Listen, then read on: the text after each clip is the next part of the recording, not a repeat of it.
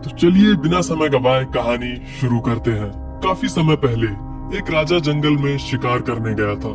बरसात का मौसम होने के कारण ये अंदाजा लगाना काफी मुश्किल होता है कि कब अचानक बारिश होने लग जाए, और हुआ भी यही। अचानक आकाश में बादल छा गए और तेज बारिश होने लगी। सूरज डूबने लगा और धीरे धीरे अंधेरा छाने लगा। अंधेरे में राजा अपने महल का रास्ता भूल गया और सिपाहियों से अलग हो गया। भूख, प्यास और थकावट से राजा काफी परेशान हो रहा था। कुछ ही देर बाद राजा को सामने 3 बच्चे खेलते हुए दिखाई दिए। तीनों बच्चे काफी अच्छे दोस्त लग रहे थे। उन्हें देखकर राजा ने उन्हें अपने पास बुलाया। सुनो बच्चों, जरा यहाँ आओ। यह सुनकर बच्चे जब वहाँ पहुँचे तो राजा ने उनसे पूछा, क्या तुम कहीं से थोड़ा भोजन और जल ला सकते हो? मैं बहुत भूखा हूँ और प्यास भी लग रही है। इस पर बच्चों ने कहा, जी जरूर, हम अभी घर जाकर आपके लिए कुछ ले आते हैं। तीनों बच्चे गांव की ओर भागे और तुरंत कुछ भोजन और जल लेकर आ गए। राजा बच्चों के उत्साह और प्रेम को देखकर बहुत प्रसन्न हुआ। तो राजा ने बच्चों से कहा, प्यारे बच्चों, तुम लोग जीवन में क्या करना चाहते हो? मैं तुम सबकी मदद करना चाहता हूँ। ये बात सुनकर बच्चे कुछ देर तक सोचते रहे। फिर उनमें से एक बच्चे ने कहा, मुझे धन चाहिए। मैंने कभी 2 समय की रोटी नहीं खाई, कभी अच्छे कपड़े नहीं पहने, इसलिए मुझे केवल धन चाहिए ताकि मैं अच्छा खाना और अच्छे कपड़े खरीद सकूं।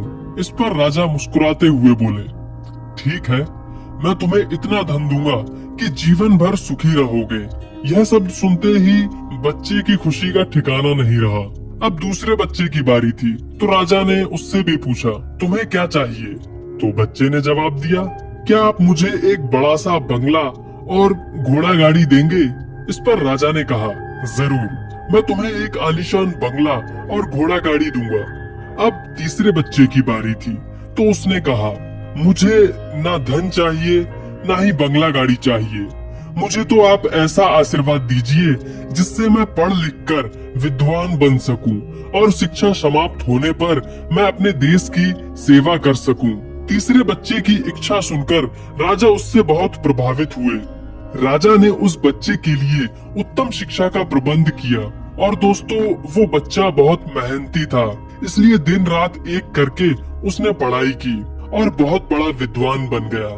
और समय आने पर राजा ने उसे अपने राज्य में मंत्री पद पर नियुक्त कर दिया।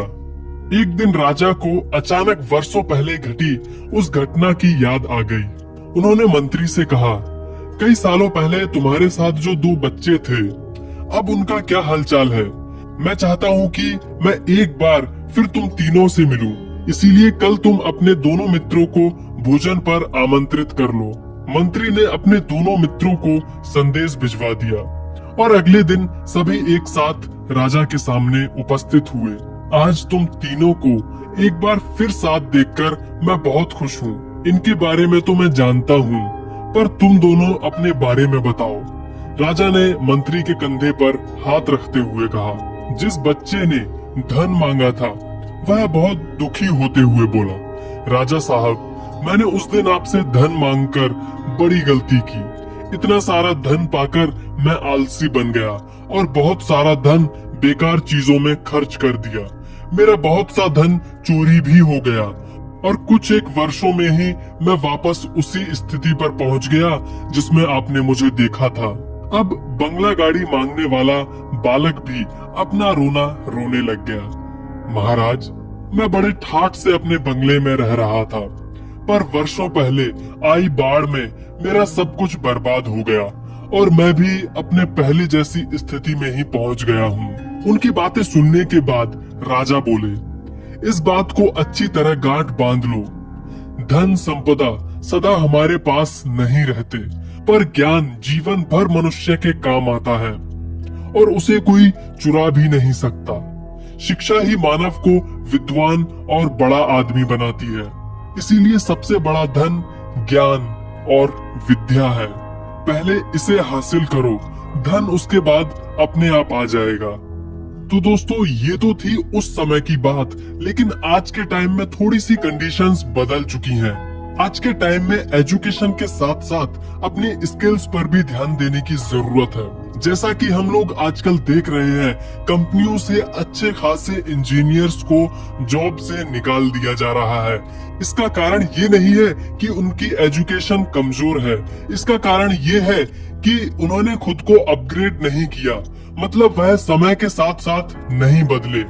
कंपनियां भी आजकल ऐसे लोगों को काम पर रखना पसंद करती हैं जो आज के समय में जी रहे हो, जिन्हें आज के टेक्नोलॉजी की नॉलेज हो।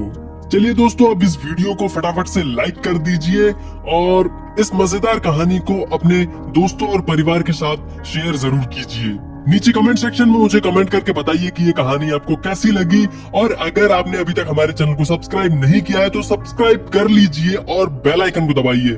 इससे जब भी मैं कोई नया वीडियो अपलोड करूंगा तो उसका नोटिफिकेशन आपको मिल जाया करेगा। वीडियो देखने के लिए आप सभी का बहुत बहुत धन्यवाद। मिलते हैं अगली वीडियो में। Bye bye.